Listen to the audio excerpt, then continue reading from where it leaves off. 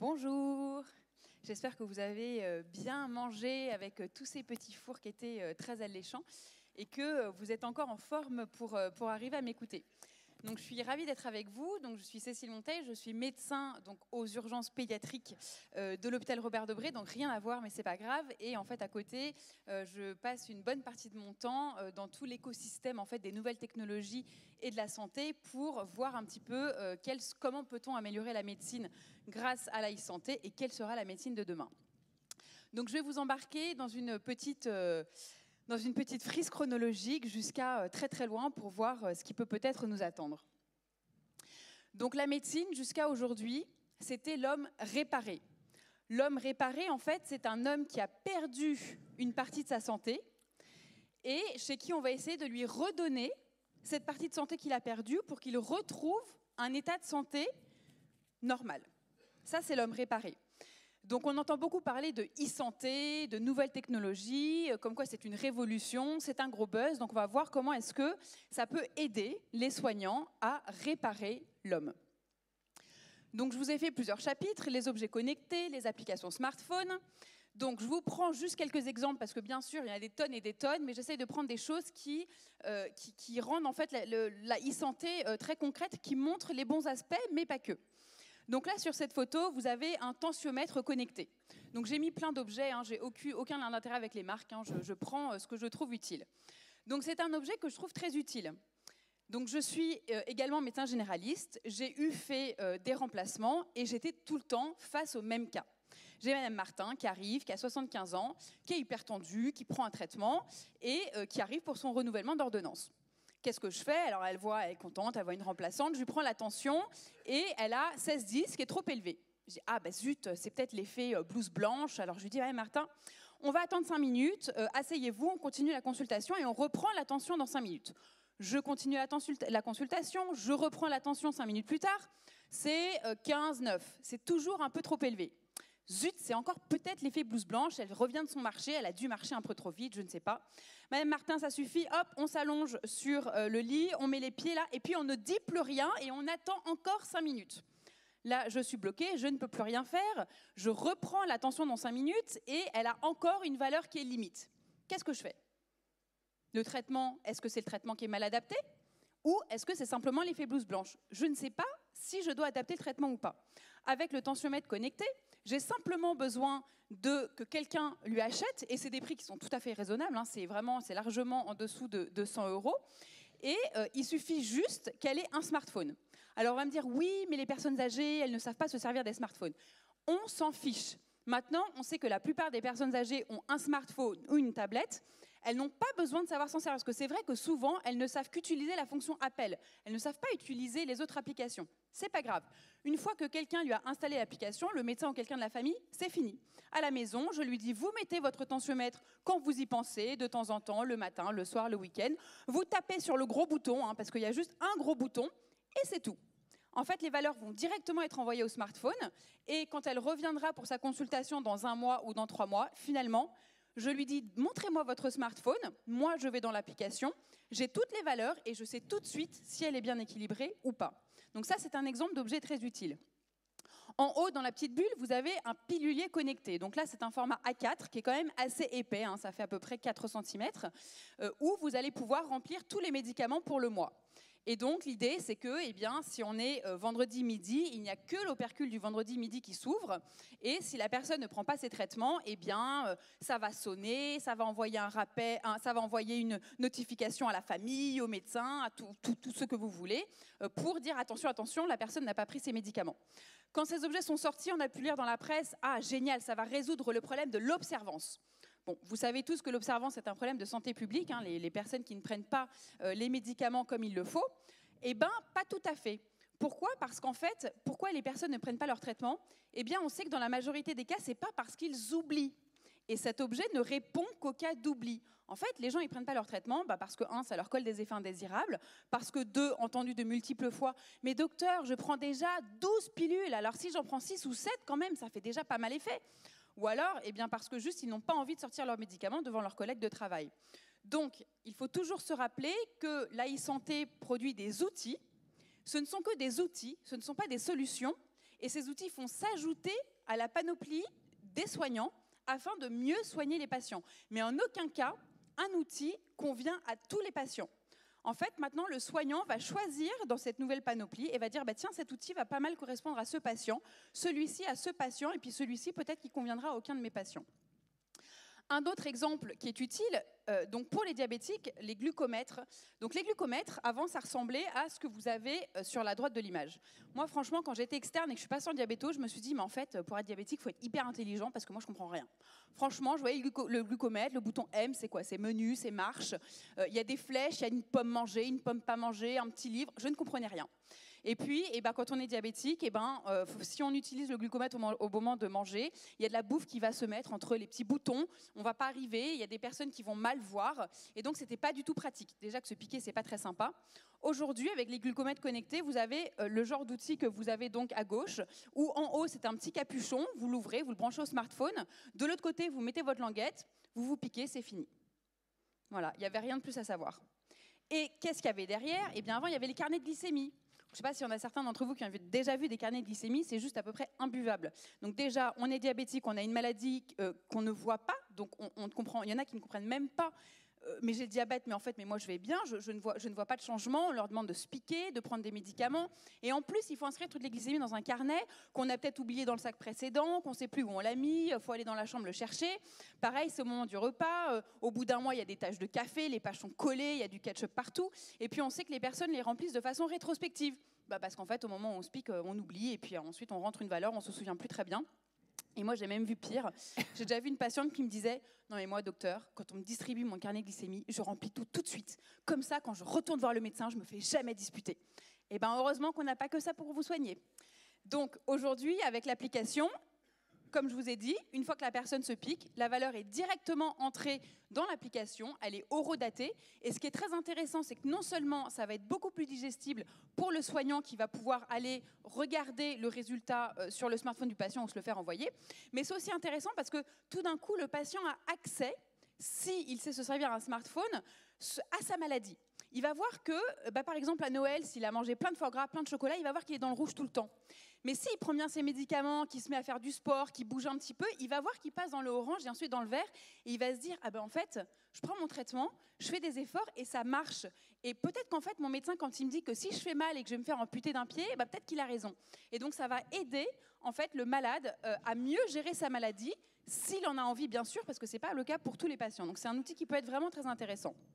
Et puis, un contre-exemple, il y en a plein, mais ça, c'est une tétine connectée, donc qui n'est pas dispositif médical. Donc voilà, il y a une start-up qui a eu l'idée de mettre un circuit dans une tétine, de le coller dans la bouche des enfants, et donc c'est censé prendre la température. Tant que l'enfant a la tétine dans la bouche, ça lui prend la température et ça envoie les données au smartphone de la maman qui peut donc paniquer parce qu'il a de la fièvre, mais que comme ce n'est pas un dispositif médical, en fait, ce n'est pas fiable, ou alors qui peut être rassuré à tort alors que son enfant a de la fièvre. Et puis entre nous, mettre un circuit dans la bouche des enfants, je trouve pas ça que c'est une idée. Enfin, je trouve pas que c'est une idée terrible. Mais voilà, il y a quand même des boîtes qui se montent avec de l'argent qui est levé, qui est dépensé pour les salariés pour faire ce genre de choses. Après, si les enfants ont un dispositif médical, il faudra voir les applications, mais il faut toujours se poser la question du à quoi sert cet objet. Est-ce qu'il est dispositif médical? Comment est-ce qu'il est contrôlé? Et comment est-ce que je vais m'en servir?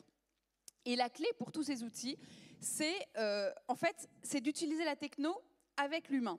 Et je l'illustre par cette publicité américaine pour un petit objet, on le pose sur le front et ça prend un certain nombre de paramètres en quelques secondes. Et la publicité disait « Check your health as easily as your email ». C'est exactement ça. C'est pas parce que je check mon email que j'y réponds. Et c'est toute la différence. C'est pas parce qu'avec cette révolution de la e-santé, on a accès à tout un tas de données qu'on va modifier son comportement. Et c'est là la clé. C'est pas de connaître ces données, c'est d'arriver à modifier son comportement pour améliorer sa santé. Et ça, pour moi, ça ne pourra être fait que si il y a un accompagnement par les humains de ces objets connectés. Et ça se retrouve dans de nombreuses études d'ailleurs où on montre quand un objet connecté est utilisé seul, il n'a pas forcément d'impact sur la santé des patients, alors que quand il est utilisé avec un accompagnement humain, là on a un réel effet sur la modification du comportement. Donc pour moi le Graal, finalement, c'est pas toute la techno, c'est vraiment l'humain qu'il y a derrière. Ensuite, un petit mot sur les environnements virtuels, les imprimantes 3D. Donc, vous avez bien sûr l'arrivée de la télémédecine qui est entrée au droit commun en septembre 2018. Donc, on va parler de la Alors, il y a plusieurs formes de télémédecine. Vous avez le téléconseil vous pouvez aller sur une plateforme, vous payez 1 euro, vous posez une question à un médecin qui va vous répondre un conseil, qui ne va pas vous faire d'ordonnance et qui n'aura pas accès à votre dossier. Vous avez la téléconsultation hors parcours de soins, où pareil, vous allez pouvoir avoir une téléconsultation avec un médecin, mais qui n'aura pas accès à votre dossier médical et qui ne sera pas remboursé. Vous pouvez avoir la téléconsultation dans le parcours de soins, donc remboursé par la sécurité sociale, où vous allez voir un médecin en visioconférence. Donc il y a tout un tas, on pourra en discuter pendant la table ronde, mais il y a tout un tas de critères pour pouvoir faire cette téléconsultation, et une ordonnance pourra vous être envoyée dans un espace sécurisé. Il y a juste encore la feuille de soins où les cartes vitales, ça ne marche pas encore trop, donc ils vont faire une feuille de soins dégradée, il faut l'envoyer par la poste avec le timbre, le papier, le crayon, etc. Ce n'est pas encore très e-santé, mais ça ne saurait tarder. Donc la télémédecine qui fait sa petite révolution. La réalité virtuelle, donc, qui est très utilisée en chirurgie. Moi, je sais, j'étais externe dans des blocs opératoires et puis on est toujours à côté du chirurgien. Et en fait, on n'a pas du tout le même angle de vue sur le champ opératoire. Et donc, pour apprendre, c'est pas très simple. On ne peut pas mettre son nez dessus, on ne peut pas mettre pause, on ne peut pas mettre retour en arrière, on ne peut pas poser trop de questions. Voilà, c'est vraiment, c'est pas l'idéal. Avec la réalité virtuelle, par exemple, vous pouvez repasser des opérations aux jeunes chirurgiens en formation. Vous pouvez labelliser, vous pouvez mettre pause, vous pouvez faire plein de choses, c'est génial. Et puis, ça marche aussi pour le traitement de la douleur, pour les soins, pour la prévention. J'ai vu qu'il y avait des stands de réalité virtuelle ici. Donc, tout un tas d'applications de cette réalité virtuelle et réalité augmentée. Je n'ai pas le temps de développer ici, mais on pourra en parler après si vous voulez. L'imprimante 3D, donc plein d'applications aussi. On peut maintenant, grâce à des scanners et des IRM, imprimer en préopératoire des organes des patients qui sont compliqués à opérer. Donc il y a tout un tas de patients qui avant se seraient vus inéligibles à une opération parce que trop compliqué, les vaisseaux passent trop près de la tumeur, on n'a jamais vu cette malformation, on ne va jamais y arriver. Et bien maintenant, on imprime les organes en 3D, les chirurgiens s'entraînent à l'avance sur le modèle imprimé et ensuite on arrive à opérer des patients inopérables, à réduire les temps d'intervention, réduire les incisions. Enfin, c'est vraiment quelque chose qui est extrêmement bien en chirurgie. Et puis moi, mon petit rêve, je vous ai dit que je faisais des urgences pédiatriques, c'est le plâtre imprimé en 3D. Pour ceux qui ont déjà eu un plâtre, c'est lourd, ça pue, ça gratte, on ne peut pas se doucher avec, quand il pleut, il faut le protéger. Avec le plâtre imprimé en 3D, en fait, vous le clipsez sur le bras du patient et c'est super léger, vous pouvez le mouiller, vous pouvez vous baigner avec, vous pouvez faire ce que vous voulez, c'est top. Ce n'est pas encore arrivé chez nous, ce n'est pas encore tout à fait au point, mais j'espère que ça ne saurait tarder. Un petit mot sur l'intelligence artificielle, donc qui fait aussi énormément le buzz. Donc pareil, il y a des tonnes d'exemples, je vous en ai pris uniquement 3. Vous avez peut-être entendu parler du Dr Watson, qui est le super ordinateur d'IBM et qui avait notamment un programme en oncologie qui était censé aider l'oncologue à choisir la meilleure chimiothérapie, ce qui est très compliqué aujourd'hui. Vous avez beaucoup de facteurs à prendre en compte. C'était censé vraiment révolutionner l'approche en oncologie, être intégré partout. Donc vraiment, il y a beaucoup d'articles dans les médias qui sont sortis, ça va même remplacer l'oncologue, etc. Bon, le dernier article qui est sorti, il y avait notamment un médecin qui disait « This computer is a piece of shit ». Parce qu'en fait, c'est pas du plug and play, c'est trop compliqué. Il fallait nourrir l'algorithme avec des publications de façon incessante, c'était chronophage. Le logiciel faisait autant d'erreurs que les médecins. Enfin bon, bref, avec l'intelligence artificielle, il faut toujours se méfier. Les algorithmes, bien sûr, deviennent de mieux en mieux avec les années, ça c'est clair et net. Mais il faut faire attention à ce que vous pouvez lire dans la presse et gratter un petit peu pour voir ce que fait vraiment l'algorithme et comment il le fait et est-ce qu'il le fait aussi bien ou mieux que l'humain. Un deuxième exemple, parce que je trouvais que c'était assez parlant, aux États-Unis en 2018, il y a eu le premier algorithme d'intelligence artificielle qui a été autorisé par les autorités américaines à fonctionner sans supervision humaine. C'est pour la rétinopathie diabétique des patients diabétiques. Donc en gros, ils vont faire leur rétinographie, donc il n'y a pas besoin de médecin. L'image est automatiquement analysée par l'algorithme sans médecin. L'algorithme dit rétinopathie diabétique, oui, hop, vous allez voir l'ophtalmo. Non, ok, à l'année prochaine. Et donc ça, c'est sans supervision humaine. Donc je trouve que c'était quand même quelque chose qui était assez parlant, où voilà, vraiment, on arrive dans une ère où l'intelligence artificielle prend effectivement sa place dans la médecine. Et puis un petit exemple, donc dans les EHPAD, il y en a peut-être ici qui en ont déjà vu, c'est le robot ZoraBot, donc c'est le petit robot Nao avec le logiciel de Zora, donc qui va pouvoir être programmé par les soignants, qui va pouvoir aller faire des séances de gym aux résidents, les faire danser, leur dire la météo, leur donner le menu du midi, leur faire des exercices de stimulation cognitive. Donc c'est très intéressant. Après, ce qu'il faut noter toujours, c'est la place de l'humain. Finalement, en fait, l'utilisation de ces robots requiert l'humain, et donc on a quand même remarqué que ça prenait plus de temps humain et plus d'effectifs, ce qui est quand même quelque chose qui est assez critique en ce moment dans tous les environnements soignants, hein, où on manque d'effectifs et on n'a pas le temps. Mais c'est quelque chose qui fonctionne. Les résidents sont généralement très curieux. Ça favorise les interactions, ça favorise les interactions sociales.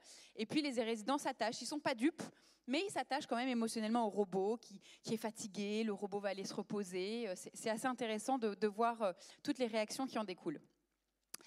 Et puis, donc voilà, ça c'est un petit panorama de ce qui peut aider à réparer l'homme. Mais finalement, on est en train d'aller dans une direction où maintenant on parle d'homme augmenté. Donc qu'est-ce que c'est que l'homme augmenté par rapport à l'homme réparé ? Eh bien, l'homme augmenté, c'est vous prenez un homme qui va bien et vous augmentez ses capacités. Par exemple, je vois bien, eh bien, je vais me mettre un implant rétinien qui va me permettre de voir dans le noir. C'est, j'entends bien, mais je vais mettre un implant cochléaire qui va me permettre d'entendre d'autres fréquences de son. C'est, j'ai des jambes qui fonctionnent normalement, je vais me mettre un exosquelette pour courir plus vite. L'homme augmenté, c'est ça dépasse l'homme réparé. Et donc, il y a pas mal de nouveaux acteurs qui se mettent sur le coup, notamment les GAFA, donc Google, Amazon, Facebook. Alors maintenant, vous faites tout l'alphabet, hein, Microsoft, Alibaba, Samsung, etc. Et ben moi je dis il y a 10 ans en fait on m'aurait dit oui Google, Facebook vont faire de la santé, je pense que j'aurais rigolé, n'importe quoi. Maintenant je rigole toujours, mais jaunes, ils s'y sont tous mis. Alors il y a des avantages et des inconvénients. Donc moi j'aime illustrer par un petit peu la phrase, le leitmotiv de chacun. Donc Google, leur leitmotiv, c'est la mort de la mort. Comme ça, c'est hop, on va tuer la mort. Et donc, ils ont énormément de filiales, je n'ai pas le temps de toutes les détailler, qui travaillent sur ce sujet. Amazon, alors c'est les seuls qui n'ont pas vraiment de tagline, mais ils font plein de choses. Ils ont un cloud, et donc sur le cloud, on peut stocker par exemple des données génomiques. Donc ils vont faire payer les personnes pour stocker les données de leur génome. Ils vont les anonymiser, puis de l'autre côté, ils vont faire payer les chercheurs pour faire des recherches sur les génomes agrégés. Et puis, ils vont faire des algorithmes d'intelligence artificielle qui favorisent l'interprétation de ces génomes, qui vont aussi faire payer en chercheurs. Ils commencent à se mettre sur le domaine de l'assurance, pour l'assurance santé pour les patients. Vous avez Facebook. Alors, Facebook, leur tagline, donc c'est avec la fondation de Mark Zuckerberg, c'est « Nous allons éliminer toutes les maladies durant la vie de notre enfant ». Bon courage. N'empêche que, dans la fondation, il y a quelques années, ils y ont mis 6 milliards de dollars et que là, ils viennent d'y mettre 13 milliards de dollars. Et que donc, en fait, nous, en France, quand on a des chercheurs qui gagnent pas très bien, qui passent la moitié de leur temps à remplir de la paperasse pour avoir des bourses, qui n'ont pas les meilleurs équipements et que vous avez un Apple, un Google, un Facebook qui vient les voir et qui lui dit « Attends, toi, t'es trop fort, regarde comment tu travailles, quoi. Viens chez moi, je vais super bien te payer. Tu vas avoir le super matos à la pointe. Tu vas pouvoir faire tes recherches 100% du temps. On enlève toute la paperasse. Viens !» Forcément, il y en a qui vont partir, quoi. Et puis Apple, ils ont pas mal de choses aussi, hein. Ils ont des cliniques maintenant, ils ont des applications sur le smartphone. Donc leur modèle est un petit peu différent. Ils prennent pas la donnée comme Google ou Samsung, ils la laissent en local. Eux, leur modèle économique finalement, c'est d'arriver à placer leurs produits un petit peu partout. Donc les GAFA arrivent, donc ils vont trouver des choses, hein, parce que comme je vous ai dit, ils arrivent à embaucher les meilleurs. Ils trouveront des choses. Après, il y aura un prix. Ça sera le prix de la donnée, je pense. Et ça, c'est une autre discussion. Alors là, je vais vous emmener, donc, pourquoi, en fait, finalement, on arrive dans l'homme augmenté, tout le monde s'y met, mais qu'est-ce qu'on veut ? Moi, j'ai envie de poser la question, quelle humanité est-ce qu'on veut pour demain ? Et même pire, de dire, mais en fait, pourquoi est-ce qu'on soigne ? Alors, vous allez me dire, bien sûr, on soigne. Oui, mais pourquoi ? Qu'est-ce qu'on veut ? En fait, on veut arriver à quel résultat final pour l'humanité demain ? Est-ce qu'on voudrait une société de la normopathie ? Donc c'est comme dans Minority Report où tout le monde est sur le même modèle. Voilà, si tu n'as pas fait tes 10 000 pas dans la journée, eh bien je vais te mettre un malus. Si tu regardes un croissant, je vais te mettre une personne obèse en face de toi pour te faire peur. Voilà, si tu souris pas assez au travail, eh bien on va le dire à ton boss. Et c'est les algorithmes qui régissent un petit peu tout. Et on est tous sur le même modèle. Et en fait, franchement, c'est quand même pas très drôle. Est-ce qu'on veut une société transhumaniste ? Donc ça, c'est l'homme-machine, c'est comme dans Terminator, donc on est tous en train de s'augmenter, on devient tous des super-héros, sauf qu'en fait, aujourd'hui, quand je regarde les films au cinéma de super-héros, toujours, en fait, ils sont hyper seuls. Ils sont jamais très heureux, ils sont très solitaires. Donc quel serait un monde où finalement on est tous des super-héros, on est tous dans une espèce de course à être le meilleur possible, et cette course ne s'arrête jamais. Comment est-ce qu'on le vit? Je sais pas, ça me paraît pas non plus un super scénario.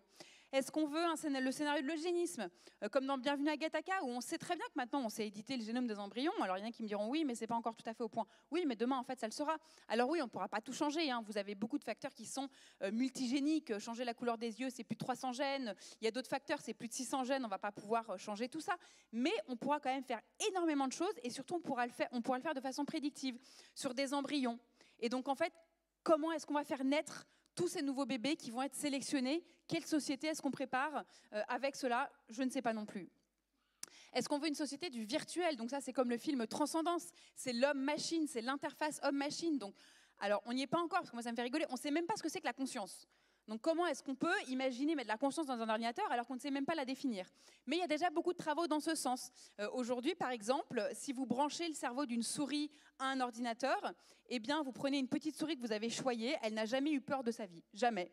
Eh bien, juste par des impulsions électriques, on est capable de faire naître le sentiment de peur chez cette souris qui ne l'a jamais ressenti avant. Donc, il y a quand même beaucoup de choses qui sont faites dans ce domaine. Et puis, si on y arrive, si demain on arrive à vivre dans la machine, comment est-ce qu'on vit? Est-ce qu'on peut se mettre en pause pendant 200 ans? Comment est-ce qu'on se marie? Comment est-ce qu'on a des enfants? On n'a peut-être plus d'enfants, je ne sais pas. Est-ce que c'est intéressant? Je ne sais pas.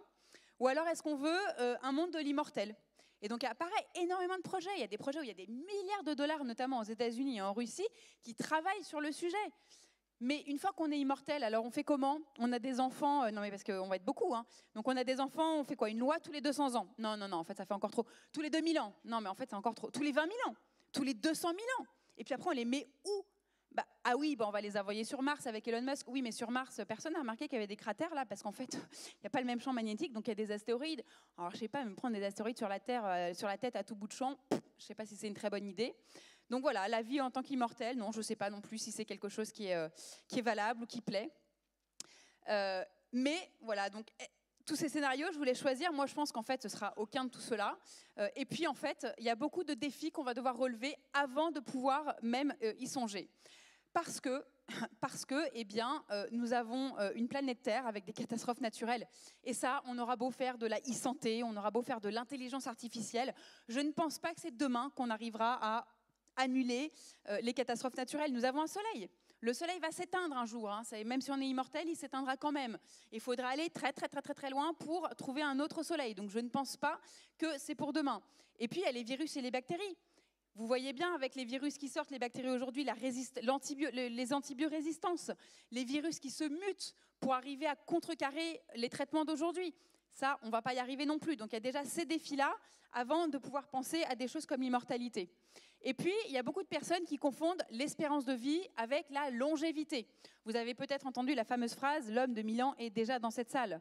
Oui, mais en fait, peut-être pas quand même. L'espérance de vie, c'est la durée moyenne de vie que vous pouvez espérer vivre dans des conditions de mortalité classiques à un moment donné.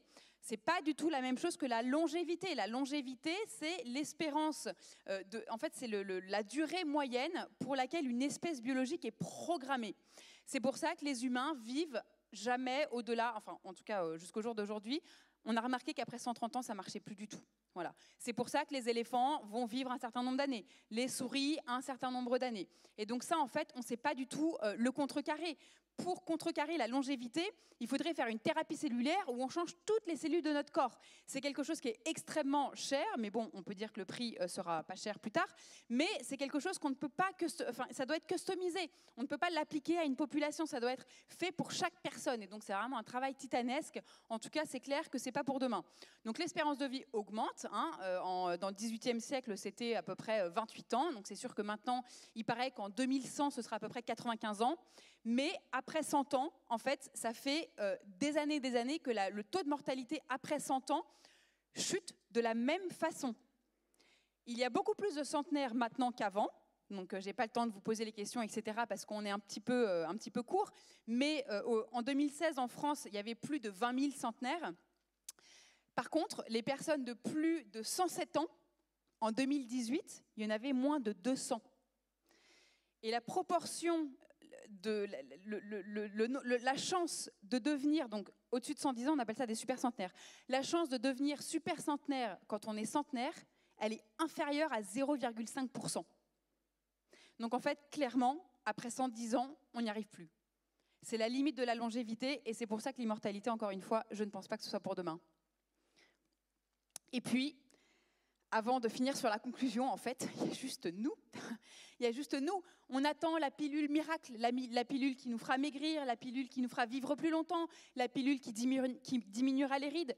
Mais qui est prêt à arrêter de fumer, à boire moins d'alcool, à manger mieux, à arrêter de mettre des pesticides partout sur la planète, à polluer partout, à faire des guerres nucléaires? En fait, notre plus gros ennemi, finalement, c'est nous. C'est nous qui nous empêchons d'aller plus loin avec notre comportement de tous les jours. Donc, vous voyez, la médecine de demain, on peut imaginer plein de choses, mais finalement, aujourd'hui, on a quand même pas mal de challenges avant de penser notamment au transhumanisme. Et puis, pour finir, je vais vous montrer une petite vidéo, parce qu'on parle beaucoup voilà, de science-fiction, voilà, Bienvenue à Gattaca, Terminator, etc. Mais il n'y a pas que ces scénarios. Et alors, il y a un petit film qui s'appelle Idiocratie, qui porte très bien son nom, hein, qui est sorti en 2006. Donc, l'histoire, c'est ils ont pris l'homme au QI le plus moyen de la Terre, ils l'ont cryogénisé, et donc cette personne au QI le plus moyen de la Terre se réveille 500 ans plus tard. Et en fait, il est devenu la personne la plus intelligente, puisque la planète est devenue complètement idiote. Et donc forcément, il va voir le médecin. Et donc le médecin, la médecine de demain, la médecine sans médecin, le médecin est une machine avec un technicien. Et regardez ce que ça donne. Vous avez une hépatite. Oh, quelqu'un ici ne se sent pas bien? Votre maladie nous intéresse. Suivant. Bienvenue au supradiagnostiqueur, produit de la technologie. Ça, c'est dans la bouche. Celui-là, il va dans l'oreille. Et ça, c'est dans ton boule. Affole-toi. Maille-toi, Truduc. Vas-y, toi. Merde, attends une seconde. Celui-là, non. Qu'est-ce qui branle? Dépêche-toi. C'est celui-là. Celui-là va dans ta bouche. Voilà, donc la médecine sans médecin, en fait, ça peut aussi être ça. Hein, si vous n'avez rien à faire un soir, je vous conseille de regarder le film. Humour très gras. Mais ça pose beaucoup de, ça fait pas mal réfléchir. Donc la médecine sans médecin pour demain, ça peut aussi être ça. Donc il faut se poser les questions dès maintenant. Pourquoi est-ce qu'on fait tout ce qu'on fait aujourd'hui? Il faut être conscient que tout ce qu'on fait, eh bien, ça a des implications sur demain. Et je finirai par une citation. Le problème, ce n'est pas les machines. Ça n'a jamais été les machines. C'est le singe derrière les machines. C'est nous qui pilotons ces outils. Quand le stéthoscope a été inventé, on a dit c'est la fin des haricots, le médecin s'éloigne du patient, la technologie, c'est mal, etc. Non, la techno, ça existe depuis la nuit des temps. C'est qu'est-ce qu'on en fera? Et donc, je vous invite à tous vous poser la question dans vos métiers, que ce soit pour les personnes âgées ou pour les patients. Merci. Merci beaucoup Cécile pour ce beau voyage dans l'avenir de la médecine et toutes les questions que ça révèle. Je vous invite à vous installer. Je vais appeler tout de suite les autres intervenants de cette table ronde. Dominique Gauthier, directrice de l'offre médico-sociale à l'ARS PACA. Dr Arnaud Coppen, porte-parole de l'association des gériatres. Et Dr Didier Armango, directeur médical éthique et qualité de Corian. Et merci de les applaudir. Merci.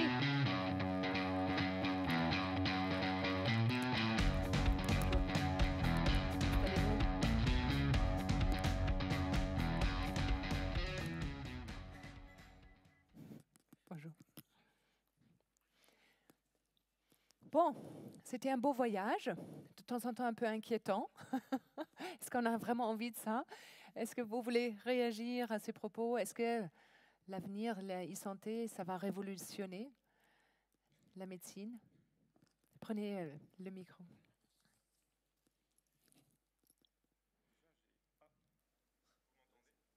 Non, ça ne marche pas. Prenez l'autre peut-être.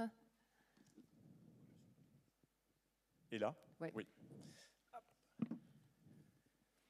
Alors, comment vous dire? J'ai trouvé ça, comme toujours, très intéressant, un peu speed. C'est ça peut-être l'avenir, c'est peut-être ça l'e-santé. Et non, je pense surtout, il faut, comme vous l'avez dit à la fin, il faut remettre du sens dans tout ça et remettre l'homme au centre du sujet.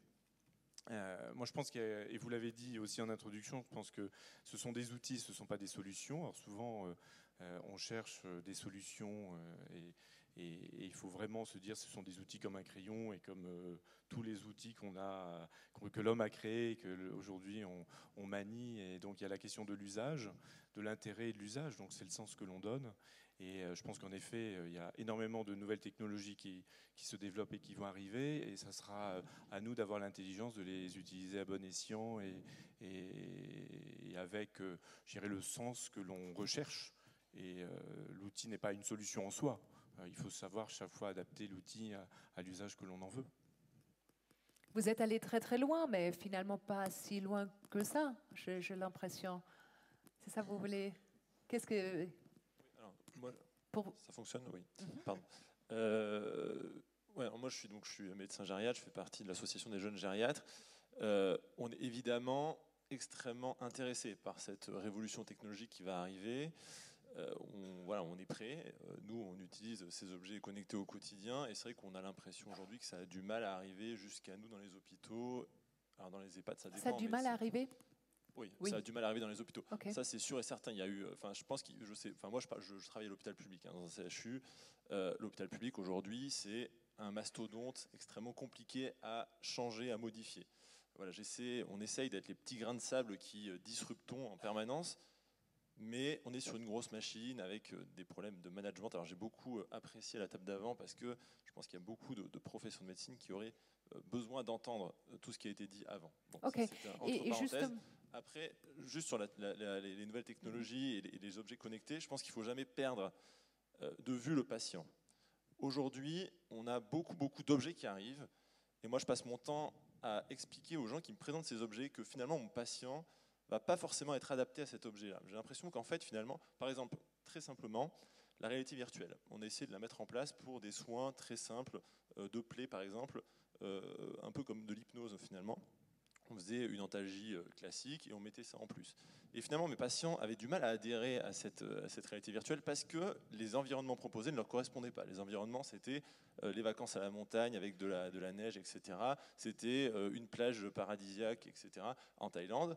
Mais eux, ce qu'ils voulaient, c'était retrouver des sensations qu'ils avaient connues, c'est-à-dire la campagne, un environnement agricole, des animaux, etc. Des choses qu'ils ont connues et qui leur rappellent des sentiments positifs. Et finalement, voilà, personne n'avait pensé à ça. Il ne s'était pas dit, bah oui, finalement, le patient va avoir besoin, pour que cette technologie fonctionne, de le mettre dans un environnement qui va lui correspondre. Et j'ai l'impression qu'il y a beaucoup de choses comme ça, en fait. On crée un objet, il est génial, il est utilisable. Mais est-ce qu'il est réellement utilisable par le patient au final ?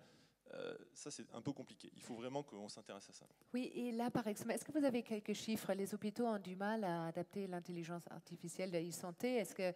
Qu'est-ce qui se passe Alors, pas trop des chiffres, mais j'aimerais bien revenir sur ce que vous avez présenté, parce que vous êtes allé très loin, et il m'est revenu que quand nous avons écrit à l'agence le projet régional de santé, comme toutes les agences que nous avons écrit en 2017, il y a un journaliste et écrivain de Marseille qui s'appelle Philippe Pujol, qui est venu voir un peu qu'est-ce que c'est que l'ARS, comment elle travaille. Et il a écrit un livre qui s'appelle Marseille 2040. Et je vous conseille de le lire après votre exposé, parce que vous allez retrouver des choses. C'est là la machine qui a pris le pas en technologie sur l'humain, la télémédecine, etc. Mais à un point où, peut-être un point de non-retour où il faut quand même faire marche arrière. Donc c'était juste un petit clin d'œil comme ça. Et je vous rejoins sur le fait que les hôpitaux ont peut-être un peu de mal, je n'ai pas de chiffres, mais moi, mon champ de compétences, c'est effectivement les personnes âgées et les personnes handicapées. Et on voit que nos établissements ont encore plus de mal à venir vers la télémédecine. Pourquoi ? Alors, pourquoi ? Le constat que nous faisons, c'est que même si nous faisons des appels à projets, nous avons très peu d'établissements qui répondent.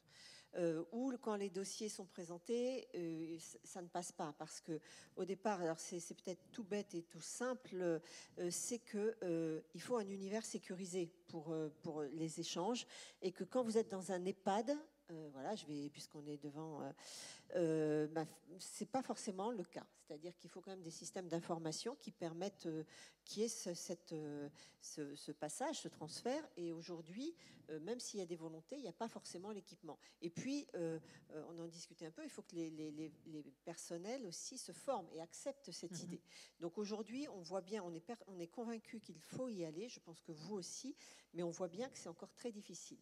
Et donc, on est loin d'une généralisation de la télémédecine dans les EHPAD, mais aussi dans tout ce qui est service à domicile et les résidences. Je voudrais juste rebondir sur ce que vous disiez, parce que c'est vrai qu'il y a eu un argent énorme qui a été dépensé ces dernières années pour implanter dans les structures la télémédecine avec des chariots, des écrans, des dispositifs divers et variés. Et tout ça, ça a généralement fini au mieux sous une housse dans un couloir, et sinon un peu démonté et perdu et oublié au fond d'un garage. C'est un gros investissement quand même. Ça a été un énorme investissement, ça a été, je pense, mais je parle pour moi, un énorme gâchis d'argent, parce que finalement, on a voulu plugger ce qu'on a imaginé être une solution, alors que finalement, ni l'environnement, ni les personnes étaient demandeuses et en attendaient quelque chose. C'est-à-dire qu'il a fallu souvent se retrouver, comme je dis souvent, une poule avec un couteau, c'est-à-dire qu'on avait un truc qui débarquait.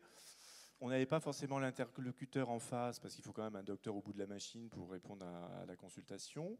Et on n'avait pas du tout réfléchi à ça. Donc ça a été plutôt perçu comme un enquiquinement supplémentaire dans la structure à mettre en œuvre, souvent avec une volonté individuelle, mais finalement pas la volonté collective.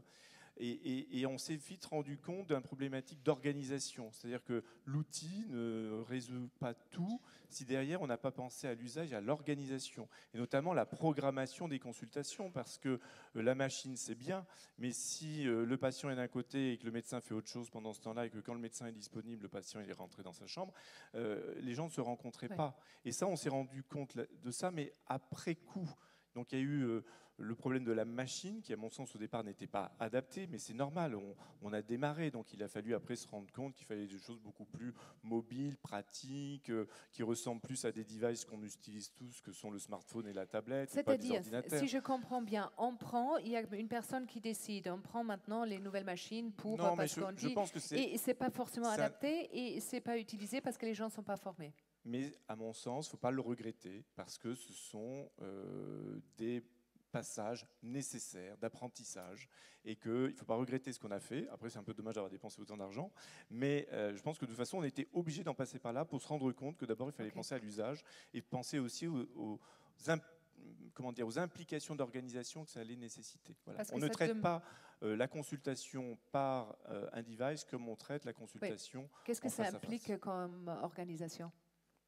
En fait, je suis d'accord, on a pris beaucoup de retard. Il y a eu des problèmes de sécurité et de sécurisation de l'information qui ont beaucoup occupé. Quand on voit le DMP aujourd'hui, ça a été un... C'est-à-dire comment on traite après, qu'est-ce qu'on fait avec... En fait, c'est finalement la sécurisation, c'est-à-dire que finalement, ces données médicales qui appartiennent aux patients et aux médecins, qui sont partagées par le médecin et le patient, ne doivent pas fuiter, ou il ne faut vraiment pas qu'il y ait tout le monde a peur finalement du hacking de ces informations. Quel scandale ça serait en effet d'avoir d'un coup toutes les informations médicales qui seraient divulguées. C'est compliqué. Après, bon, maintenant, le DMP est là, on va se lancer, il faut qu'on se lance, c'est important, mais il faut le faire avec du sens. Je vais revenir sur le mot-clé finalement de ces 2 jours, avec du sens. Parce que finalement, aujourd'hui, ce qui est en train de se passer, c'est qu'on est en train de refaire les erreurs. C'est-à-dire, on est en train de nous mettre des logiciels, des surcouches de logiciels pour envoyer un message. On a l'impression que, enfin nous, je parle ça dépend sûrement des régions. Nous, on a un logiciel, tout le monde serait extraordinaire, on arrive à envoyer un message à un autre médecin. On est où? Enfin, franchement, on a notre téléphone, notre smartphone, en permanence, ça fait 10 ans qu'on envoie un message à quelqu'un d'autre. Enfin, il y a un moment donné, il faut arrêter de marcher sur la tête. Et donc là, maintenant, on trouve ça extraordinaire. On essaie de mettre en place des tablettes tactiles pour faire de la téléconsultation, télémédecine, c'est-à-dire de vidéo à vidéo. Voilà, on n'arrive pas aujourd'hui à faire ça quand vous le faites avec n'importe qui au quotidien dans votre environnement. Moi, quand j'en ai parlé dans mon propre hôpital, ils ont changé récemment en fait, le stock d'ordinateurs. Donc c'est encore des ordinateurs avec des tours, etc. Je leur ai dit, mais pourquoi on n'a pas un coup d'avance? On est à ce Pourquoi on n'a pas un coup d'avance? Ah oui, avec des tours, bien sûr. Donc on est très loin. Et là, ils m'ont regardé tous en disant, vous imaginez, qu'est-ce que vous dites des tablettes tactiles? Mais je dis, on pourrait avoir un coup d'avance, on pense déjà au tactile. Et là, voilà, on n'en est pas là encore aujourd'hui. Oui, Cécile. En fait, il y a pas mal de problèmes qui s'intriquent, mais le premier, et vous en parliez avant, c'est que aujourd'hui, en fait, il y a un gros écosystème techno qui ne communiquent pas avec l'écosystème médical. Et donc c'est pour ça qu'on voit énormément de startups qui sortent des objets, qui se disent ouais, la santé c'est bien, on sort d'HEC, Sciences Po, on va faire une boîte dans la santé. Et les idées ne sont pas forcément mauvaises au début, mais comme ils le développent sans les soignants et les patients, eh bien, au final, il y a plein d'argent qui est dépensé pour des produits qui ne sont pas adaptés. Donc déjà, il y a ce premier problème à résoudre. Le deuxième problème, c'est que les soignants ne sont pas formés du tout, du tout. Alors c'est censé changer un petit peu avec la refonte des études médicales. Franchement, j'attends de voir. Mais les soignants ne sont pas formés. Alors on me dit oui, mais les médecins d'aujourd'hui sont super connectés. Mais moi je le vois, mes internes, ils ont un smartphone et ils utilisent le smartphone comme vous. Oui. Ils ne sont pas plus connectés en e-santé que le tout venant. Donc, il y a ce problème de formation et après effectivement il y a ce problème au niveau des mastodontes que sont les CHU. Où effectivement on a 20 ans, enfin je veux dire nous on va avoir un nouveau logiciel à la PHP, le truc il est même pas installé sur nos ordinateurs à Robert Debré, il est déjà complètement has-been. Moi avec mon logiciel aujourd'hui, je prescris pour prescrire une radio, non mais pour renouvellement. Je suis dans des urgences pédiatriques, je prescris beaucoup de radios. Sans ce que je tape sur le clavier, c'est 17 clics. Mais est-ce que vous vous rendez compte, 17 clics pour un des actes que je prescris le plus au quotidien? Donc il y a cette espèce de décalage avec ce gros truc des marchés où quand on est une start-up pour arriver dans la PHP, c'est la croix et la bannière. Il y a les économies à tout va. Ce qui, moi, me choque parce qu'en fait, juste à un moment, j'ai envie de dire, en fait, sur la planète Terre, on a la planète Terre et les humains. Et en fait, si on veut être là demain, eh ben, il nous faut une planète qui puisse encore nous accueillir et 2, il nous faut la santé. Pourquoi est-ce que l'écologie n'arrive pas à venir en tête et pourquoi est-ce qu'on nous demande de faire des économies en permanence sur la santé? C'est les 2 trésors qu'on a. Pourquoi est-ce qu'on ne demande pas de faire des économies sur l'hyperconsumérisme, sur toutes ces autres choses? Mais non, c'est la santé. Donc avec toutes ces choses, ça fait que oui, on a justement, un petit peu du mal. Il faut investir dans ce domaine-là pour rattraper le retard. Je veux bien insister sur la formation. Qu'est-ce qu'il faut, la formation? C'est-à-dire déjà, quand ils arrivent, les soignants, dans les EHPAD, dans les services, qui forment en fait? Déjà, la formation en avant, elle est plus adaptée? Vous avez évoqué la question, c'est que tous les soignants sont tous passés par l'hôpital. Et on n'est pas aujourd'hui, on n'a pas un système de formation, je dirais tous les cursus de formation à un moment donné passent par l'hôpital en stage et finalement c'est comme l'enfant, quoi. On découvre les objets qu'on va utiliser et la médecine et les outils qu'on va finalement utiliser après toute sa vie. Et c'est vrai que tant que ces solutions n'ont pas été intégrées dans les habitudes hospitalières, c'est là où on apprend une chaîne, à utiliser. Mais ça devrait... après, je pense, c'est pas des... on parle beaucoup de formation, on a un peu beaucoup ce mot à la bouche, comme si la formation était la solution à tous les problèmes qu'on rencontre aujourd'hui dans notre société. Je pense que déjà, c'est une question de se confronter à ces solutions et de les intégrer. Moi, je pense plus à des solutions... on n'a pas eu de formation particulière pour utiliser un smartphone. Ce qui a été la révolution dans les smartphones, ça a été l'arrivée de la pomme, là, parce que c'était intuitif. Et je pense qu'aujourd'hui, ce qu'on attend, c'est des outils qui sont intuitifs, parce que tout outil qui nécessite une formation pour être utilisé, personne ici n'a envie de lire un mode opératoire et de passer ne serait-ce que 30 minutes ou même 10 minutes à comprendre un truc. Et on a besoin d'outils intuitifs. Et c'est justement la complexité des outils et des 17 clics qui fait qu'aujourd'hui, on ne les utilise pas. Donc, moi, je ne pense pas qu'il y ait besoin de formation. Il y a surtout besoin d'outils qui sont conçus en ayant connaissance de l'environnement dans lequel ils vont être utilisés. Parce que vous évoquez ces smartphones, c'est super bien, ces grandes pépinières, je ne sais plus le terme, là, de start-up, c'est merveilleux, mais ils sont dans leur monde à eux, c'est-à-dire qu'ils imaginent un outil qui est en effet super génial, mais dans leur logique. En effet, ils ont envie d'aller à la montagne ou d'aller sur une plage et ils vont faire un super programme 3D là-dessus. Le problème, c'est que la personne qui va l'utiliser en bout de chaîne, elle s'en fout royalement d'aller à la montagne. Et c'est ça, c'est-à-dire que tant que ces outils ne sont pas conçus dans l'environnement dans lequel demain ils seront utilisés, il y a un vrai décalage. Comme problématique, oui, ça c'est sûr. Vous voulez ajouter quelque chose? En fait, est-ce qu'il y a normalement l'informatique est là pour rassurer, pour soutenir, donc il y a de l'appréhension face à ces outils ou juste on dit on aimerait bien mais les outils ne sont pas adaptés, donc c'est la faute des autres? Non, je ne sais pas trop comment me positionner par rapport à votre question, parce que nous, le constat, il est fait aujourd'hui que dans les établissements, effectivement, on n'a pas forcément les systèmes d'information, comme on le disait, protégés, intégrés, sécurisés, tout ce que l'on veut. Et donc, il faut quand même prendre en charge. Et moi, je relisais La médecine sans médecin, là. La position des ARS, elle est à la fois de travailler sur de la prévention, sur le secteur médico-social et sur l'hospitalier. Et donc, je vais peut-être me situer un tout petit peu en marge de la télémédecine telle que vous la présentez, en disant, nous, on a réfléchi en disant, voilà, dans les EHPAD, les personnes, elles ne partent pas à 18h, elles sont là tout le temps dans les EHPAD, les personnes âgées. Et le constat que nous faisions, venant des hôpitaux, c'est qu'il y a beaucoup d'hospitalisations, notamment la nuit ou en début, enfin en fin de journée.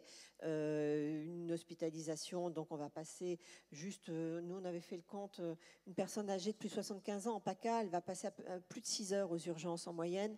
Et vous, moi, enfin, le citoyen lambda, c'est 3h15, je crois. Donc déjà, le temps de passage aux urgences est long. Donc la personne va rentrer aux urgences. Bon, ça nécessitait pas forcément une hospitalisation. Elle va repartir en EHPAD à 1h du matin, à 2h du matin. Ça, c'est une réalité. Et on est parti de là. Et on s'est dit, qu'est-ce qu'on peut faire? Parce que les hôpitaux, il suffit qu'on soit sur la période de fin d'année, ou qu'on soit en période estivale, ou la grippe, les urgences sont embolisées. C'est un sujet d'actualité. Et qu'est-ce qu'on peut faire pour éviter les passages qui sont évitables? Il ne s'agit pas de dire il n'y a plus aucune personne âgée, qu'est-ce qu'on peut faire? Et donc, en 2016, on a lancé quelque chose qui pourrait être de la téléassistance, pas avec un médecin, avec des infirmières. On a fait des astreintes de nuit d'infirmières vis-à-vis d'EHPAD. On a travaillé sur des territoires de proximité où on s'est dit il y a une cohérence à avoir là 3, 4, 5 établissements qui travaillent, enfin on a donné quelques moyens supplémentaires et on a une astreinte IDE de nuit. Et qu'est-ce qui se passe? C'est que l'aide-soignante qui est la nuit, ou les deux là, qui sont, voilà, il y a un problème. Avant elle était un peu perdue, qu'est-ce qu'elle faisait? Elle faisait le 15. Là elle appelle l'infirmière. Et donc on a démarré en 2016, on a eu 5 dispositifs, aujourd'hui on en est à 30. On a près de 100 établissements aujourd'hui qui sont dans ces dispositifs. Et le constat que nous faisons, c'est que il y a les appels, il y a à peu près, bon, on monte en puissance, mais sur les 2 années 2016-2017, on a eu 850 appels cumulés sur les 2 ans. Et qu'on en a beaucoup moins aujourd'hui, c'est-à-dire qu'on a réassuré les personnels. Donc à chaque fois, c'est de dire, voilà, vous n'êtes pas tout seul, il y a quelqu'un derrière. Et en appelant, ça rassure, voilà. Oui. Et au début, on a mis en place, il y avait beaucoup d'appels.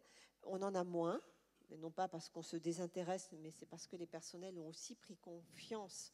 Okay. Et quand ils appellent, c'est vraiment quand il y a des sujets. Et notre système, il veut que l'infirmière puisse se déplacer aussi. Elle ne reste pas que derrière. Et seulement 20% des appels débouchent sur un déplacement. Okay. Donc c'est vraiment là, et quand elle se déplace, quand elle se déplace à 70%, il y a une hospitalisation derrière. Mais vous voyez, plutôt que 100% des appels conduisent à une hospitalisation, on est plutôt, on réduit. Donc ça a un impact, oui, sur les hospitalisations. C'est plus global. Oui, plus global. Et vous dites 100 établissements voilà. Qui sont et sur un niveau national, c'est tout. Non, c'est en région. Nous, on l'a fait juste la région PACA, et on vient de relancer un appel à projet. Donc là, si d'autres veulent rentrer, parce que et c'est une mesure, les astreintes, enfin les infirmières de nuit, c'est une mesure qui a été ensuite repris. Enfin, c'est dans la feuille de route de Madame Buzyn sur le grand âge. Donc on a, je dirais, anticipé en 2016, mais on est vraiment dans la ligne de ce qu'il faut faire. Oui. Okay. Oui, juste pour rebondir, en effet, les infirmières de nuit, je pense qu'en effet, c'était quelque chose qui est très bien. Hein, quand on avait participé avec Madame Ibora à sa consultation flash à l'époque, on avait défendu cette idée-là. Je pense que c'est extrêmement bien. J'en discutais avec les urgentistes donc de mon CHU qui disaient qu'en effet, alors ça, dans l'hôpital dans lequel je travaille, ça n'avait pas beaucoup fait diminuer finalement les passages aux urgences, mais ça avait rassuré tout le monde, ça avait enfin donné un outil à l'aide-soignant ou l'infirmière qui était sur place et aux ambulanciers finalement qui se déplaçaient parfois parce qu'ils sont envoyés seuls et d'un coup ils peuvent se connecter, faire un ECG et le médecin en face leur répond et c'est adapté. Ça je suis d'accord. Mais à ce moment-là, pourquoi on travaille qu'avec les urgences? Enfin moi j'ai envie de dire pourquoi on travaille avec les urgences? Je suis gériatre, pourquoi moi je ne peux pas anticiper ces problématiques-là commencer à travailler. Alors c'est sûr, il faut qu'il y ait des médecins. Alors est-ce que c'est le boulot de médecin coordinateur? Je ne suis pas sûr. Est-ce que c'est le boulot de médecin traitant? C'est un vaste débat. Je ne sais pas si voilà, il va falloir que comment dire, le temps médical auprès du sujet en EHPAD évolue pour qu'on puisse prévenir plutôt que agir finalement dans ces zones-là. Parce que finalement, ça c'est très très bien, mais c'est important qu'on revoie les ordonnances avant avec le médecin, qu'on essaie d'anticiper les troubles du comportement, qu'on ait ces outils-là. Là aujourd'hui, les urgences... Très bonne question. Pourquoi ne pas anticiper la prévention? Alors là, on a pris un peu le sujet qui était le plus brûlant, hein, mais effectivement, une fois là aussi, je rejoins, c'est une habitude de fonctionnement.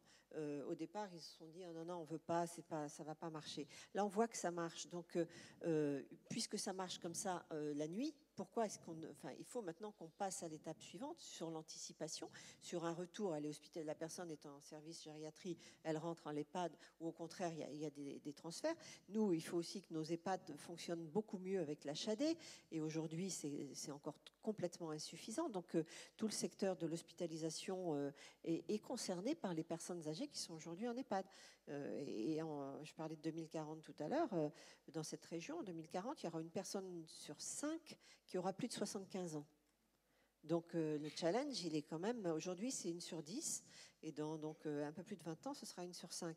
Donc on voit bien qu'il y a un enjeu, et on ne peut pas se contenter. Alors là, nous, ça nous permet, quand on fait une expérimentation, ça nous permet de poser le pied un peu, voilà, de voir comment ça prend, et ensuite, parce que ce qu'on vit, c'est que l'expérimentation devienne quelque chose de pérenne, bien sûr.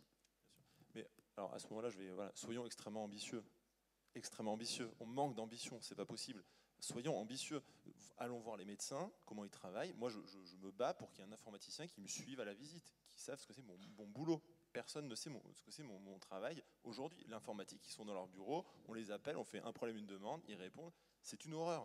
Donc, c'est pas, voilà, soyons ambitieux, essayons d'anticiper peut-être, et n'ayons pas 10-15 ans de retard, mais 10-15 ans d'avance. Et j'espère que voilà. C'est un grand saut. Ben oui, faisons un grand saut, exactement. Parce qu'à chaque fois, en fait, on se retrouve le temps que tout soit mis en place. Et ben voilà, on a 10-15 ans de retard avec des logiciels qui ont mal évolué. Quand le secteur privé a beaucoup, lui, évolué, les GAFA, on voit, ça va extrêmement vite. Aujourd'hui, Apple peut faire un ECG avec sa montre connectée. Moi, mes collègues me disent, mais jamais on travaillera avec Apple. Mais j'espère qu'un jour, on travaillera avec Apple et qu'on soit un peu ouvert d'esprit là-dessus. Parce qu'aujourd'hui, on est avec du Windows 95. Mais oui, mais il va falloir qu'un jour, voilà, on change. Ah oui, ça date un peu. Oui, justement, le secteur privé, comment ça se passe? C'est beaucoup mieux.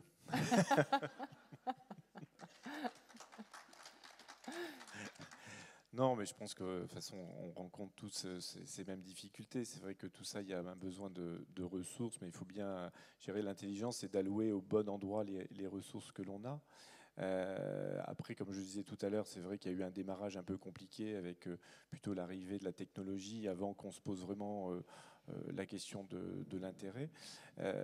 Juste pour revenir sur ce sujet qui est la médecine sans médecin, parce qu'on finalement on s'éloigne aussi de la question de la grande technologie, là, parce qu'on s'aperçoit que finalement la réponse c'est l'infirmière ou le médecin disponible. Moi je crois beaucoup à la question de la régulation, alors on parle de régulation médicale, en tout cas régulation des soins 24/24, 7 sur 7, et c'est là où je pense que certains outils, certains devices qui nous permettent d'être connectés à distance doivent nous aider, et je suis complètement d'accord avec vous, il ne faut pas se limiter à la question de l'urgence vitale ou des problèmes de la nuit, et que tout ça, ça se prépare, et qu'en effet, si on arrive à avoir ce lien permanent à l'information et au conseil 24 sur 7, on évitera les problèmes qui se réveillent à 3 heures du matin. Donc ça, j'en suis convaincu. Et c'est vrai que c'est pour ça qu'il faut qu'on trouve, avec ces nouvelles solutions, la question de comment est-ce que je peux être tout le temps en relation finalement avec ce conseil. Et ce conseil, ça peut être un médecin, mais ça peut être aussi une infirmière.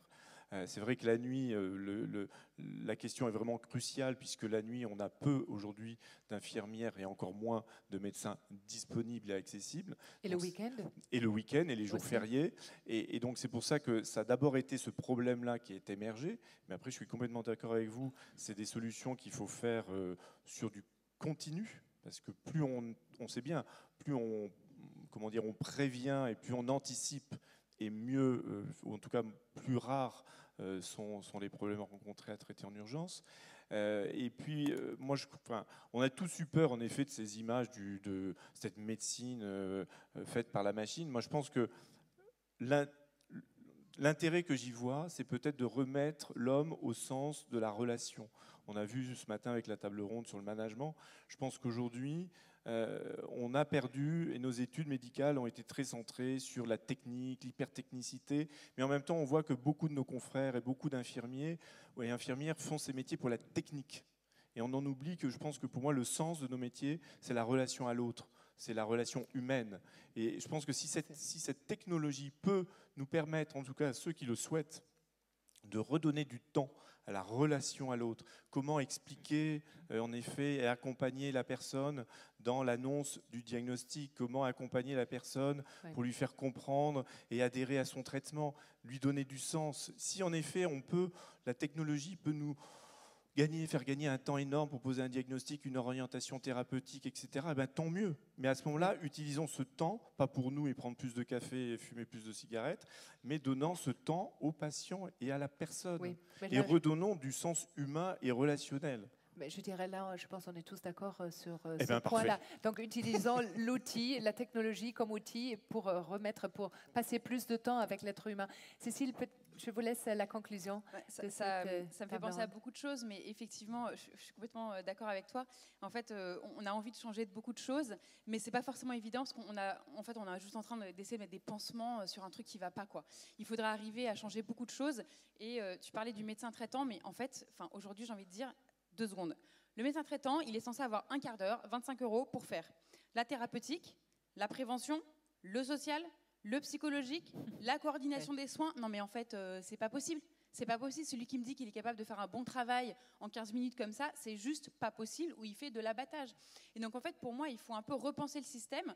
Alors, c'est peut-être un peu utopiste, mais il y a plein de choses, il y a du chômage. Et ben moi, j'ai plein de nouveaux métiers à créer. Franchement, justement, avec la Silver Economy qui arrive, mais dans le monde de la santé, dans le monde de l'accompagnement de la personne âgée et dans le monde des soignants, mais il y a plein de nouvelles choses à créer. Pour moi, être le coordinateur d'un parcours de soins, c'est quelque chose, à part le médecin traitant, des fois, il reçoit le compte-rendu des urgences 2 mois après. Mais comment est-ce qu'il peut coordonner des soins? C'est pas possible.